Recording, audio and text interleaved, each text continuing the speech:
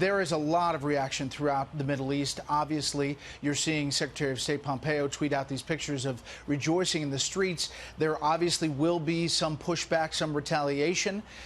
You're hearing Democrats and on your program and others saying that Soleimani is far more dangerous as a martyr than he was alive, and that this is kind of shooting from the hip foreign policy. Republicans are saying that the president said, if you attack Americans or American interests, we will punch back, and that opposed to President Obama, Republicans will say, who drew a red line and didn't enforce it, the president is making clear he will. That's right. Bret, we were watching an interview you did with the Secretary of State, Mike Pompeo, back in April.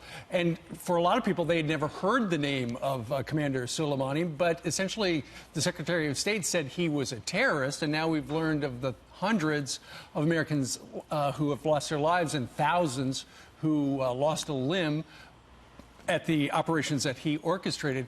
Going forward, how many, there in Washington, how many of these members of Congress are going to clamor for some sort of an explanation from the president about what legal authority he had to pull the trigger?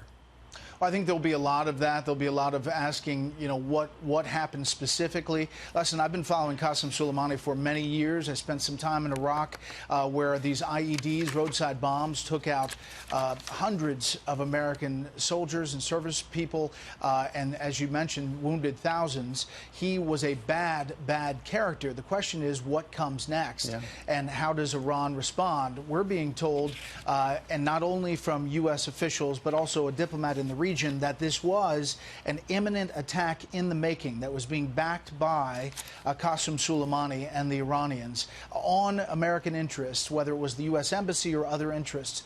And also remember that Iran did attack that Saudi facility and did other things that hadn't been responded to as of yet. So expect this volley, this back and forth, perhaps to continue for some time.